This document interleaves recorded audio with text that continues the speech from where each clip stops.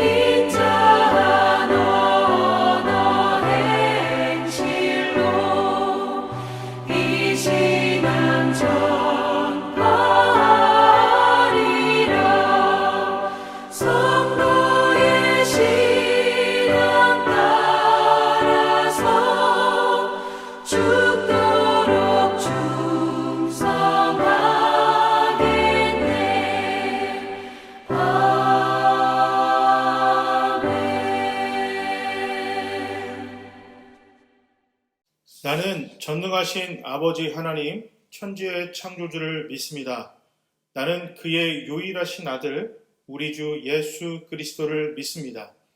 그는 성령으로 잉태되어 동정녀 마리아에게서 나시고 본디오 빌라도에게 고난을 받아 십자가에 못 박혀 죽으시고 장사된 지 사흘 만에 죽은 자 가운데서 다시 살아나셨으며 하늘에 오르시어 전능하신 아버지 하나님 우편에 앉아 계시다가 거기로부터 살아있는 자와 죽은 자를 심판하러 오십니다. 나는 성령을 믿으며 거룩한 공교회와 성도의 교제와 죄를 용서받는 것과 몸의 부활과 영생을 믿습니다. 아멘.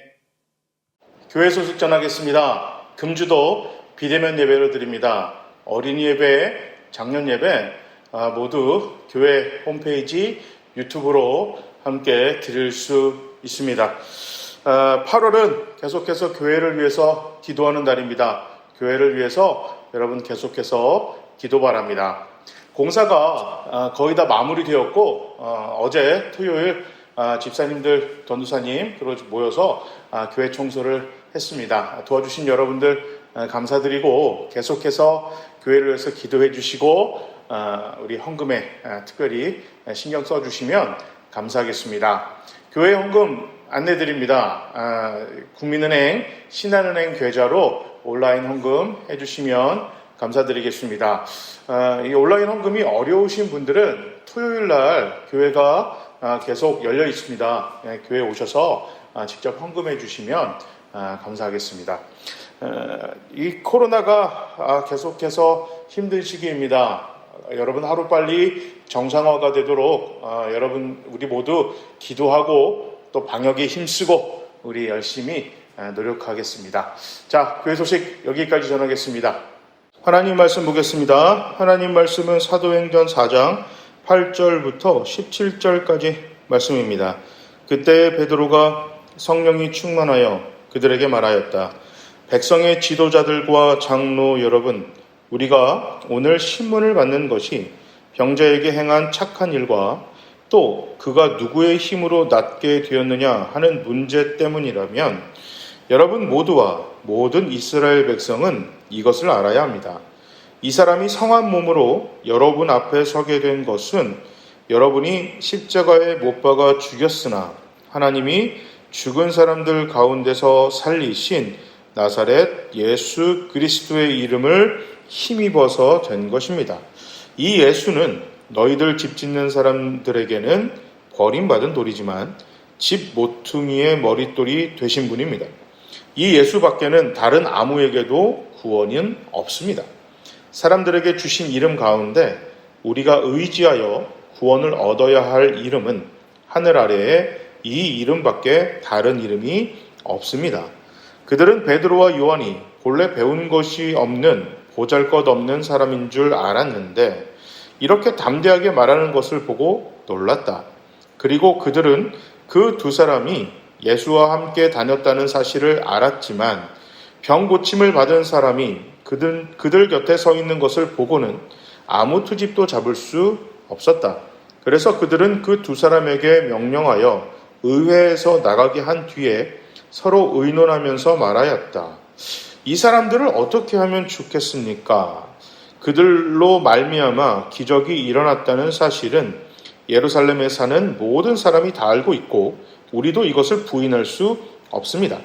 다만 이 소문이 사람들에게 더 퍼지지 못하게 앞으로는 이 이름으로 아무에게도 말하지 말라고 그들에게 엄중히 경고합시다. 아멘. 독일의 본헤퍼라는 인물이 히틀러 암살 계획에 가담한 이유로 잡혔다라는 소식이 당시 독일 사회를 굉장히 큰 충격에 빠지게 만들었습니다. 당시에 독일에서 가장 유명한 신학자 중 한 명이었기 때문입니다.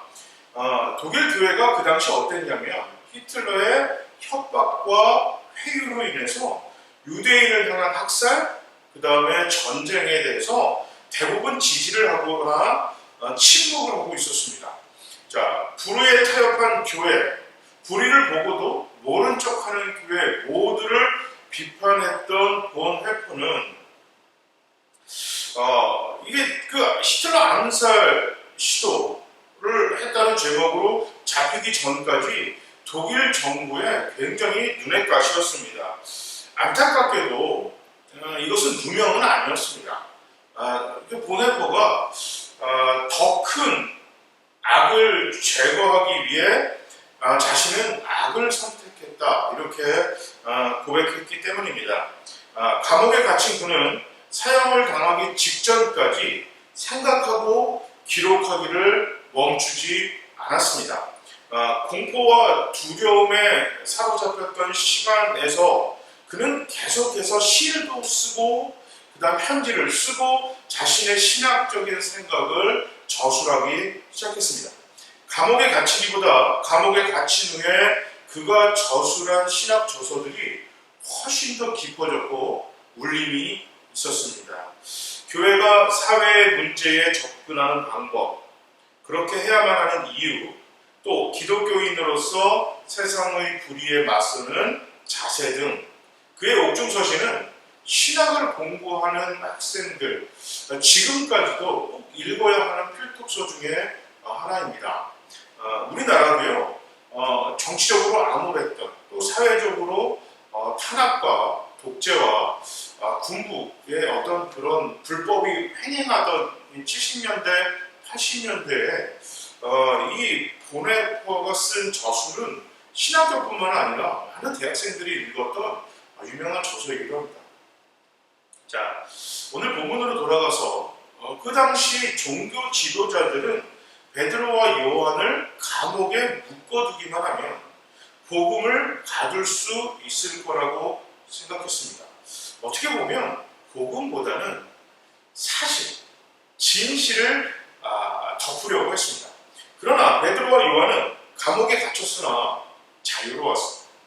왜냐하면 복음은 육신 안에 갇힌 것이 아니기 때문입니다. 육신이 복음에 담겨 있습니다.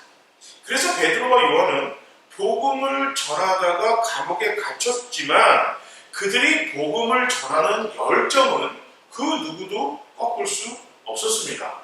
세상이 복음을 가둘 수 없는 이유는 복음의 중심에 예수님이 계시기 때문입니다.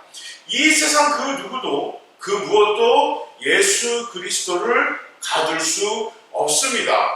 종교 지도자들은 예수님과 함께 복음 또한 십자가에 매달아 죽였다고 생각했습니다. 자, 그러나 무덤도 사망도 예수님과 복음을 가둘 수는 없었습니다. 종교 지도자들도 사탄도 전혀 상상하지 못했던 일이 벌어졌습니다. 예수님께서 부활하셨습니다. 죽인 줄 알았던 예수가 부활한 것입니다.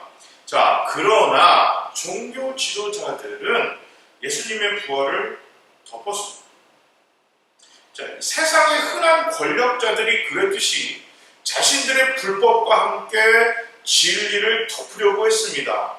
자, 그러나 그들이 전혀 몰랐던 것은 예수님뿐만 아니라 부활도 진리도 또 안타깝게도 그들의 불법도 절대 묶을 수도 덮을 수도 없다는 것이었습니다. 그것을 전혀 몰랐습니다. 그런데요, 이거는 당시 종교 지도자들뿐만 아니라 제자들도 몰랐습니다. 그래서 숨어 있었고 부활하신 주님을 만났어도 세상에서 떵떵거리고 살 수 있는 그런 힘을 요구했어요. 그러나 성령님의 임재 이후로 그들은 깨달았습니다. 알게 됐어요. 자, 진짜 복음과 진리를 알게 되니까 더 이상 거칠 것이 없었습니다. 그 어떤 공포와 협박도 심지어 죽이겠다는, 그리고 실제로 죽을 수 있는 그 죽음조차도 그들을 막을 수 없었습니다. 종교 지도자들의 어떻게 태어날 때부터 걷지 못한 자를 고쳤냐? 자, 이거 누구도 궁금해할 만한 질문이잖아요. 거기에 이들은 명쾌하게 해답을 줍니다. 바로 예수 그리스도의 이름, 주님의 힘으로 고쳤다고 베드로와 요한은 밝혔습니다. 그런데 9절에 베드로와 요한은 그 질문에 담긴 종교 지도자들의 핵심이죠. 속마음을 알았고 그것을 날카롭게 지적했습니다. 자, 태어나서 40년간 걷지도 못했던 사람이 일어나서 걷게 되었고 그가 제일 먼저 한 것이 성전으로 들어가 하나님을 찬양한 것입니다. 자, 이것을 직접 본 사람과 또 이야기를 들은 사람 모두 그것을 찾아와서 베드로와 요한에게 똑같은 질문을 했어요. 이 일이 어떻게 된 것입니까? 그때 베드로는, 요한은 예수 그리스도의 이름으로 우리 주님이, 부활하신 주님의 능력으로 이 사람이 걷게 된 것입니다. 그리고 어떻게 하면 구원을 받는 것이고 예수 그리스도가 누구인지 복음을 전했습니다. 사람들은 놀랐죠. 긍정적인 놀라움이었습니다. 오늘 두 가지 놀라움이 오늘 이 사건의 배경에 있어요. 이것을 직접 본 사람들, 또 베드로와 요한과 이 병을 고침을 받았던 이 남자분 뿐만 아니라 포함해서 주변에 있던 많은 사람들의 놀라움은 긍정적인 놀라움이었어요. 그래서 예수님의 복음을 받아들였고 들었고 예수 그리스도의 이름에 그들의 심장이 두근거리기 시작했습니다. 그래서 예수를 구주로 믿기 시작했어요. 그런데 또 다른 놀라움이 있었습니다.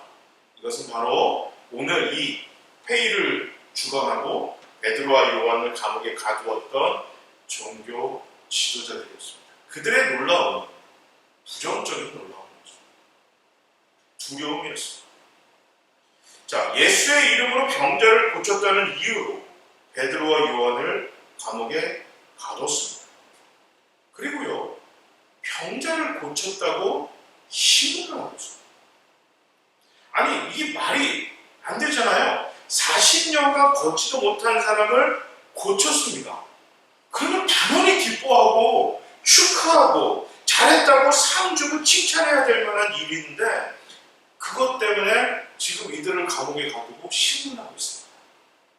왜냐하면 지금 누구나 기뻐할 만한 이 일을 기뻐하지 못하는 이유가 바로 예수의 이름 때문이었습니다. 베드로와 요한이 고쳤습니다. 그들이 누구냐? 예수의 제자다. 이것을 알게 됐어요.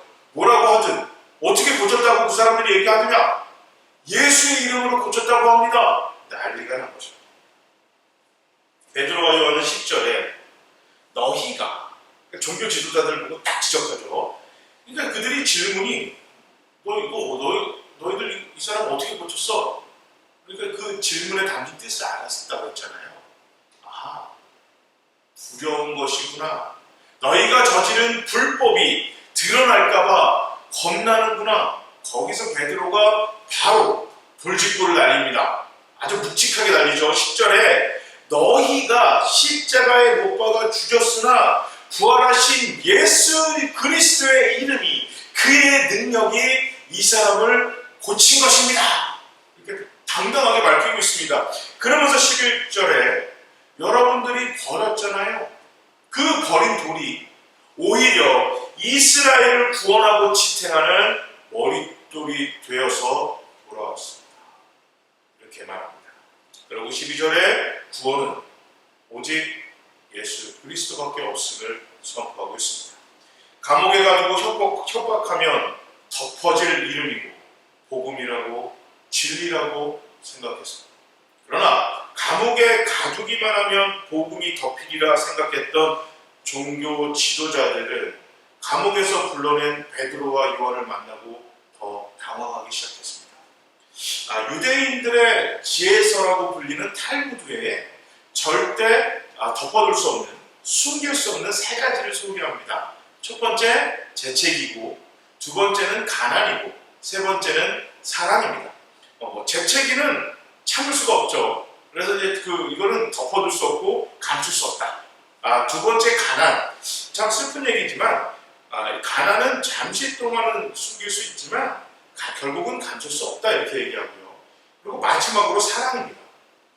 아무리 사랑은 감추려고 해도 드러나죠. 그래서 이렇게 사랑하는 사람, 남자 여자 할 것 없이 이뻐집니다. 이뻐지고 부드러워져요.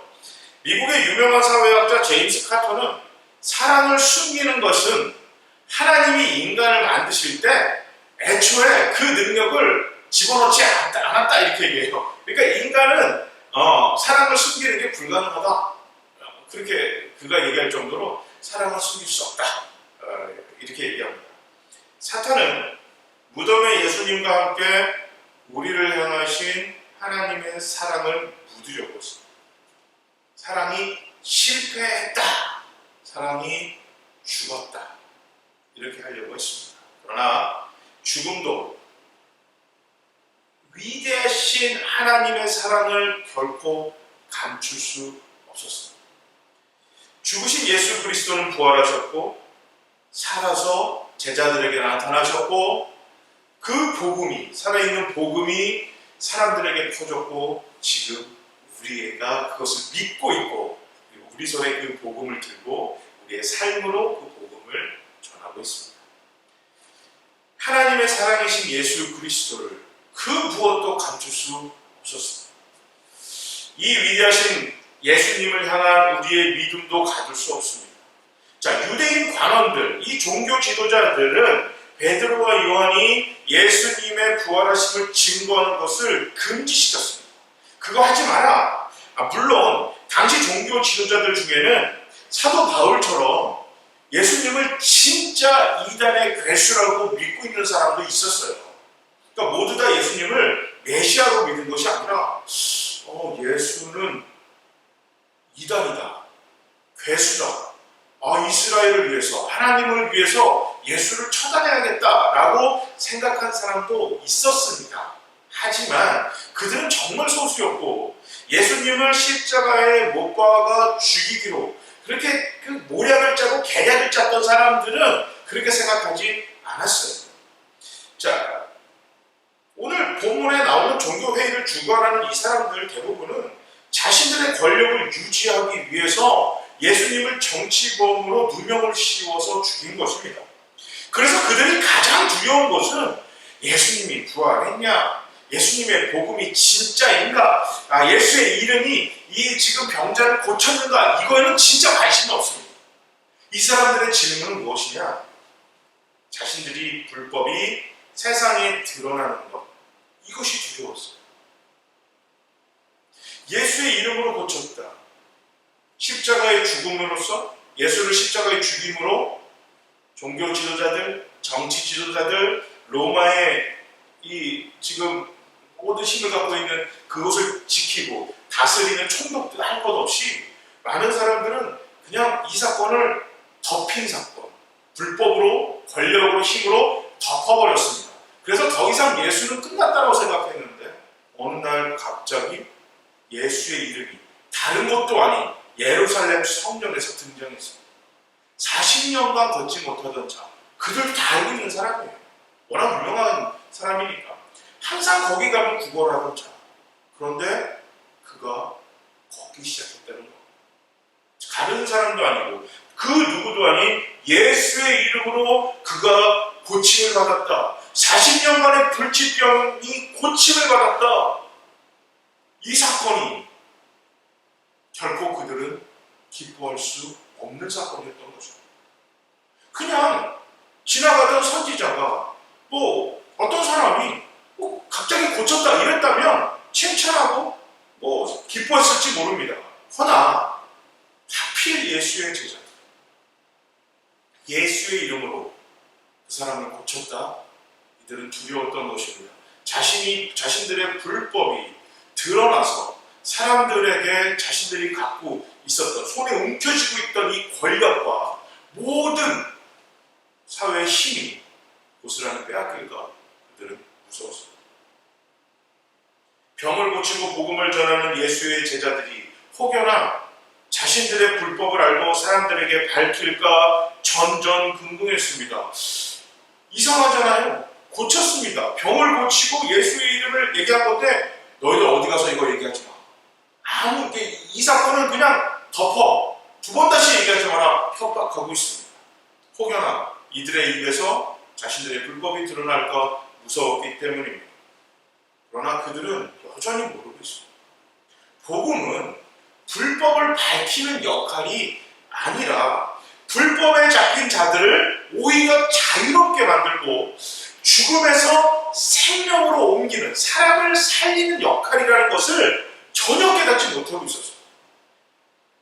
불법에 잡혀 진리를 덮는 것에만 신경 쓴 나머지 베드로와 요한이 얘기하는 복음을 전혀 듣고 있지 않았습니다. 예수 그리스도를 잡아 죽일 생각만 하고 있었지, 예수님이 하고 하셨던 이야기, 예수님이 가르치셨던 그 말씀, 하나님의 사랑, 복음, 이거는 안 들었어요. 그걸 듣고 있지 않으니까 예수님이 뭐라고 했는지, 예수님이 하고 싶은 이야기가 무엇인지, 제자들이 그곳에서 무엇을 이야기했는지 전혀 관심도 없었고 몰랐습니다. 그러니까 예수의 복음, 자신들의 불법을 밝히는 도구, 이렇게 생각했던 거죠. 정말 안타깝고 불쌍한 것입니다. 정말 한심한 거죠. 자, 우리 가진 복음은 정말 능력이 있습니다. 복음은 불법을 밝히는 것이 아니라 불법에 잡힌 자들을 자유롭게 만드는 것입니다. 올바른 길로 인도하는 것입니다.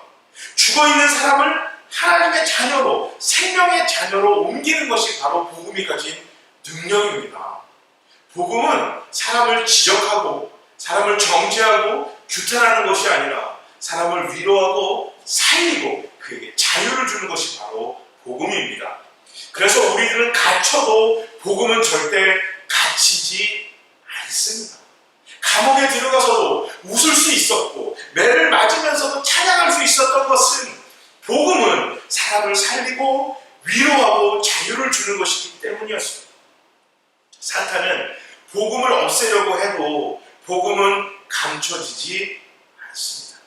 그 이유는 복음의 중심에 예수 그리스도가 계시기 때문입니다. 그리고 우리 주님은 사탄의 그 모든 권세를, 모든 계략을 부수고 이기시고 부활하셨습니다. 이미 승리하셨습니다. 요한복음 16장 33절에 우리 주님은 말합니다.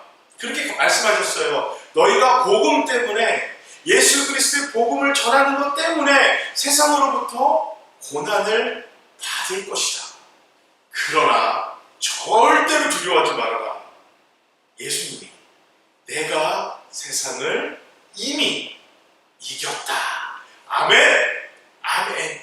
주님이 이기셨습니다. 사탄을 이기셨습니다. 그 주님이 복음이십니다. 복음의 중심에 계십니다. 처음이요 마지막 모든 것에 우리 예수 그리스도가 함께 하십니다. 우리가 가진 복음의 능력을 확신해야 믿어야 합니다. 복음에 계신 우리 부활하신 예수 그리스도를 우리가 항상 붙들고 날마다 고백해야 합니다. 그리고 그 복음을 붙들고 우리 주변에 있는 사람들에게 하나님의 사랑, 그분의 복음을 나눠줘야만 합니다. 자, 예수를 향한 우리들의 믿음을, 그 복음을 이웃들에게 적극적으로 전합시다. 지혜롭게 전합시다. 예수의 방식으로 다른 누군가의 생명과 풍성한 삶을 위해서 배려하고 그 사람들을 존중하는 그런 방법으로 복음을 전합시다. 아까 처음에 얘기했던 보네토가 더 큰 악을 제거하기 위하여 악을 선택한 것을 정말 후회했습니다.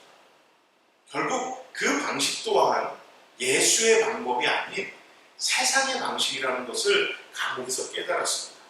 그래서 그가 쓴 저술에 무엇이라고 나오냐면, 교회가 세상의 불의에 맞서는 방법은 그 불의보다 더욱더 강력한 올바름의 아주 핵심이고 결과인 복음으로 살아가는 것이 바로 세상의 불의에 맞서는 것이다. 그렇게 그가 이야기를 했습니다. 히틀러가 유대인들을 학살한다면 여러분들은 학살당하는 유대인들에게 가서 복음을 전하고 그들을 죽이는 독일인들에게 그 히틀러의 촉칼에 가서 여러분 복음을 전하십시오. 그들에게 사랑을 전하십시오. 아픔 있는 희생자들을 안아주십시오. 자, 여러분들이 그들이 탈출시킬 수만 있다면 여러분 지혜를 동원해서 탈출시키십시오. 히틀러를 죽인다고 해서 이런 끔찍한 악이, 범죄가 멈춰지지 않습니다. 그러나 교회가 계속해서 하나님의 사랑을 전하고 복음으로 살아간다면 악은 멈춰지지 않으나 그 악 속에서, 그 죄악의 범람 속에서, 불법이 넘치는 그곳에서 하나님의 은혜와 복음이 계속 퍼져서 구원받은 자들이, 하나님의 은혜를 받는 사람들이, 하나님의 사랑에 힘입은 자들이 점점 더 늘어나게 될 것입니다. 깊은 울림을 가지고 그분이 사형 선고를 앞둔 그 상황 속에서도 글을 썼고 교회에게 계속해서 편지를 썼습니다. 지금 우리 교회에, 지금 이 우리 믿는 성도들에게 하나님의 그리스도의 복음이 이런 희생과 사랑이 전해져서 이곳에 교회가 세워졌고 우리가 예수를 믿게 되었습니다. 우리도 예수의 방식, 우리 주변에, 가정에, 직장에, 학교에, 이 지역에, 더 나아가 우리나라 땅끝까지 그리스도의 복음이, 사랑이 올바로 전해질 수 있도록 기도하고 노력하고 이 모든 것을 정말 아끼지 않고 자원을 아끼지 않는 우리 모두가 되기를 정말 간절히 바랍니다. 이 시간에 한번 우리 기도하겠습니다. 기도할 때 하나님 도와주세요. 성령님 함께 해주세요. 세상이 그 어떤 어려움과 또 환경이 복음을 전하지 못할 이 코로나19 같은 이 어려운 환경이 왔어도 이 상황 속에서도 우리는 복음을 전하고 복음대로 살고 하나님의 사랑을 세상에 잘 전할 수 있는 우리 교회, 우리 모두가 될 수 있도록 성령님 도와주시고 우리에게 힘을 주시옵소서. 이 시간에 다 같이 한번 함께 기도하시겠습니다. 사랑하는 하나님 감사합니다.